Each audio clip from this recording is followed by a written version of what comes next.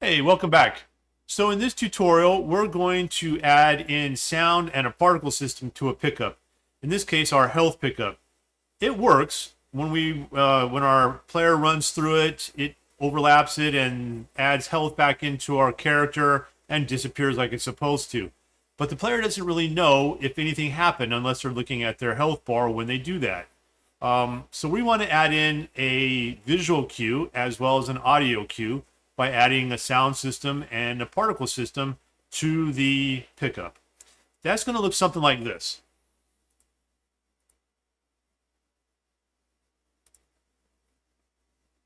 Okay, when I lose a little bit of health and then I run through this little thing that we made, I get an audio and a video and it goes. So I get a little special effects treatment there. That's what we're going to work on this time. So let me go ahead and get this out of the way. The first thing we need to do is we need to go and find the sound system. For the visual, we already have that in that FX variety pack. We go into particles. Right here is what I'm using, this Heal Aura. Because remember, this is the system we use. These are the particles we use for the firestorm that we put as a tail for our player. When we hit the little boost button, we get that little firestorm coming out behind the back of us to kind of give us that boost, right? We're going to use this. Now, there are some others on here. If you want to experiment around and play around with some of these other particles and try them out to see how they look, once we get this set up, you can substitute the different particles out. The other thing we need to do is we need to get the sound. Now, the sound is actually in Fab. I'm going to give you this shortcut to this interface and item sounds pack. What you're going to do is you're going to add it to your library. So over here, it'll be free, and you'll say add to my library. Right now, I'm signed in. I already have it in my library. But once you get this, add it to your library. And then once it's in your library, you're going to go to your Epic account. So go to your launcher, the Epic launcher. Go down to the bottom to your Fab library.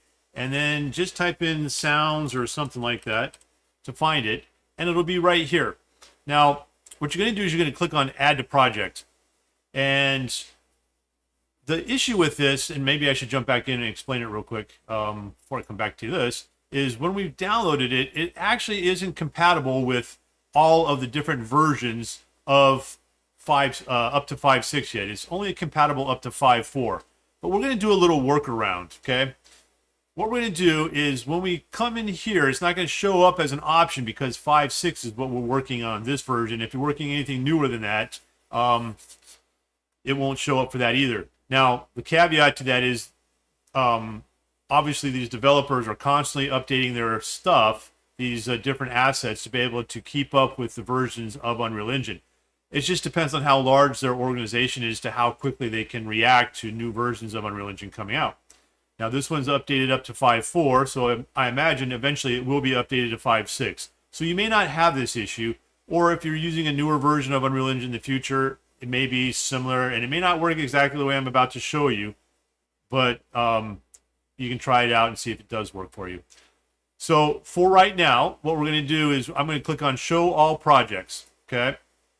When I do that, you see everything pops up in here, and if I scroll down to my Rollerball game, now this is visible. Before, 5.6 wouldn't have been visible because these are in 5.6, and if I click on it, it tells me it's not compatible with the 5.6 version. So please select the closest alternative version. So this may work, right? This kind of leads you to believe that's going to work, and it probably will. So I click on that and select 5.4. I still have my 5.6 Rollerball version selected. I can click on Add to Project, and it should add it to your project. Now, I already have it added to my project because I was testing this out to make sure it worked, so it will be in there. But once you click on Add to Project, what will happen is it'll go back to your library and it'll show that it's adding to your project with the little bar here that fills up. And once it's done, you should be able to go into your project and see that in your content drawer, you have this folder called Interface and Item Sounds. Now, if we go in here, there are sound cues and sound waves. What are the differences? Sound cues, if I select the one, and we're going to use, what was the one we're using here? I am using Special Power Up 10. So if I type in Special, I'm going to just open this one up so we can talk about the one I'm using for this. You can try some of these other ones out. You don't have to do the same one I'm using. and there's quite a few to pick from. But for this one, if I double click on it and open it up, this is actually something that was created here in Unreal Engine using using one of the wave files to create it. Now, a sound cue gives us more control over how the output will sound. This, they didn't actually do anything to it. They did put a volume multiplier in here, 0.75, and there's a pitch multiplier. So there is a little bit of variation in the sound when it comes out, but they really didn't do too much to modify this one. It's just really just the sound wave was thrown in here. And what I mean by that is if I leave this open and go back to the content drawer, and we can't see it. So let me shrink this down. And I go back into sound waves. There is one in here called Special Power Up 10, or Special Power Up. And I could have also gotten there by just clicking on this and going and finding it right here. Now this Special Power Up 10 is this sound right here, and all it is just drug in and dropped in here, and that's it right there. Okay. But the difference between the two is if I open it up, there is a little bit less control. Now we can make some modifications in here, but this is just specifically the wave file that's been downloaded. Not a lot has been done to modify this, and we can, like I said, make some changes in the file itself and the way it's going to sound. A sound cue, we can create a sound cue, and then we can bring in the sound waves without making any modification to the original file, and we can modify it here. And we can actually have multiple sound waves and feed them into the output and come up with different sounds. So it's kind of like a sound mixer a little bit that gives us some capabilities to adjust the way the sound and get the sound that we want. And we are going to do something like this when we put together the sound that we're going to use for the lift. So when we make the interactable elevator that goes up and down, it's going to be like a little lift. We will be downloading our own sound waves, and we are going to put it into a sound cue so that we can modify it and come up with a certain sound that we're looking for. So we will revisit this a little bit more in depth in a future tutorial, but I just wanted to kind of cover a little bit about sound cues and why we use sound cues instead of just throwing the wave in there, because once we get to it and we go to do the spawn sound at location, we could just as easily put the sound wave in there. But we're not going to just use a regular sound wave in the future. We're going to do modifications to it. And the other thing about using a sound cue is, like many things, if we create a sound cue and we create our own sound cue and we put some waves in it, later on, if we decide we don't like that sound, we can just modify the sound cue and save it, and it'll automatically update into all of our pickups or whatever it is that we're using, so that new sound will be used instead of the old sound, without having to go back into the blueprints of each of these and changing them, because they're all using the same sound cue, if that makes sense. And we can talk a little bit more about that later.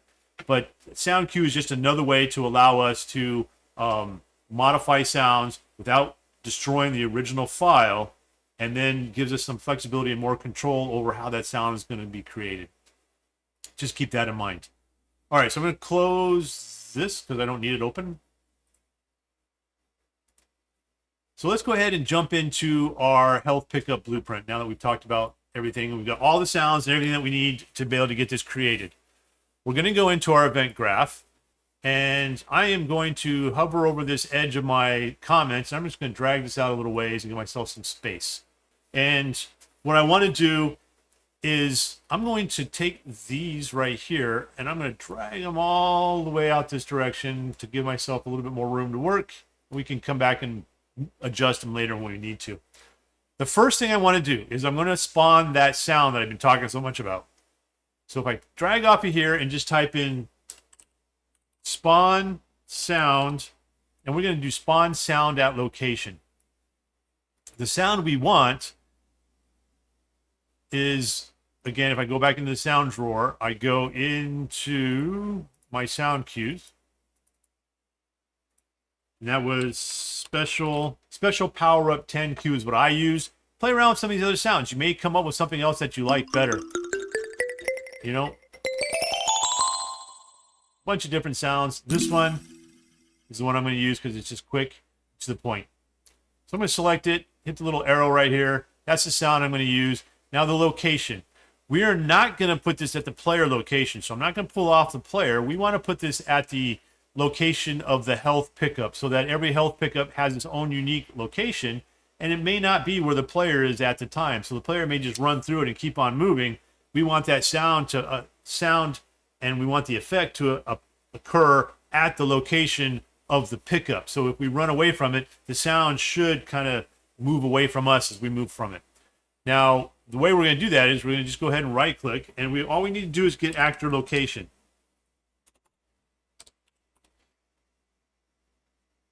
So we get actor location, and this actor is the self, so we're talking about the blueprint. When it says self in here, it's whatever blueprint we're in. We're talking about this actor's location. And we're going to just plug that in there. That's going to give us everything we need for that. Now, the other thing we want to do, just kind of grab this because it's going to get in the way.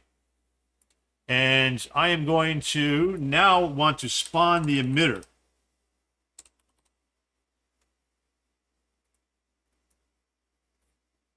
And this emitter is going to be in here in the variety pack, particles, and it was this one for me. Again, if you want to try some of these other ones out, you can just put them in here. So I'm going to select that one, hit the little arrow right there, and again, the location is going to be the same location as this actor. All of these are going to stay default. We're not worried about rotation and scale. I don't really care if it happens at 0, 0. I just want it to happen where our actor is located. Now, if we hit compile and save, what's going to happen isn't exactly what we want to have happen. If I hit the play button and I take a little bit of damage, I run through my health, I get the sound. It's really quick and short because it only plays one. It's not set to loop. It's not a very long sound, and it goes away. But this emitter stays, and it's also hovering off the ground. I want it to be more on the ground where the pickup was located. So we're going to have to do a couple things to fix that, as well as fix it so that the emitter goes away. Because when we take a look at emitters, if we open it up, this is what it looks like. And there's a bunch of different things that go into creating this emitter, as far as all the various animations, particles that are being created, how long they last, the colors, the location. All of that is determined by all of these different little plugins right here for spawning these different generators. And if you click on each one of these, you'll see that they change, and they have the ability to be adjusted here if we wanted to. We could actually come up with a way so that this emitter would just play it for one time, and then after that time is over, it would disappear. But this is actually kind of set almost like a loop. It's indefinite. It would just keep going and keep going. And that would be, if we take a look here where it says emitter loops is set to 0, that means it's indefinite. If we put 1 in there, it would change it to 1. But each one of these emitters would have to be changed, and that would change our original. Now, we could duplicate it and change it. Maybe that's what we want. But there's an easier way to get this to disappear once our character has completed its run through and our time elapses up, that we can update it and make it disappear. And the way we're going to do that is we're going to move destroy actor. Now, destroy actor did just that. It just destroyed our blueprint. So our little trigger went away. The sound went away by itself because it only played once. So we don't have to worry about destroying or stopping the sound. But we do need to worry about this emitter. And this is not being destroyed by this actor, but it can be destroyed. So if we type in destroy after we pull off from the return value, this is a component. So we can destroy the component individually. But we're going to want to put a delay in there. So let me, because it'll destroy it almost right away. So it'll just kind of like pop up and be gone just that quick. We want to see it for just a short period of time before it disappears. So I'm going to pull off of here. I'm going to connect that there. Then I'm going to pull off of here again. And I'm going to type in delay. Because we're going to get a little bit of a delay so we can kind of see it before it just disappears. And I'm going to make this, I played around with it. I like the way it looked at 1.5 seconds. But you, obviously, as your developer and developing your game, can put in a different amount.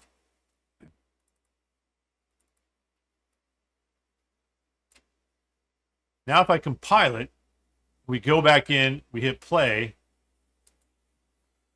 I take a little damage, I run through it, get the sound, it pops up, and then everything just disappears.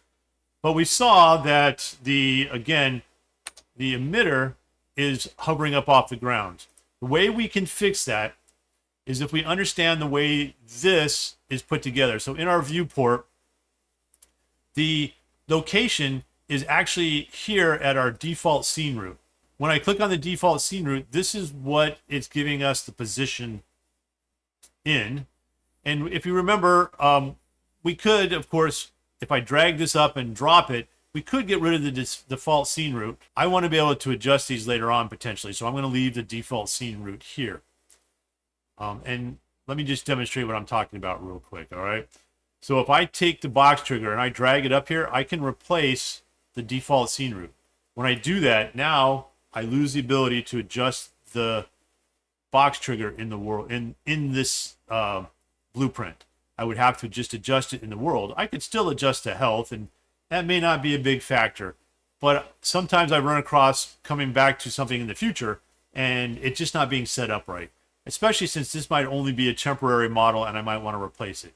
So I'm going to hit Control Z, undo that, and compile everything. Okay, so the way we're going to fix this, though, is I am going to take the box trigger and I am going to move it up so that the bottom of the box trigger is located right where the scene root center point is, because that's really where the world, this particle is appearing, is at the 0, 0 location of our scene root. So our location of our scene root. So if I compile it and save it so that this is actually kind of like this. Now if I hit play, one thing we'll notice is that now it's hovering off the ground. So because I've adjusted where it's sitting, I put the scene root back on the ground like that. I hit play. Take some damage. And I run through it. Now it's more on the ground. It disappears like it's supposed to. We get the little sound and everything's good. Okay, so that's it for this tutorial.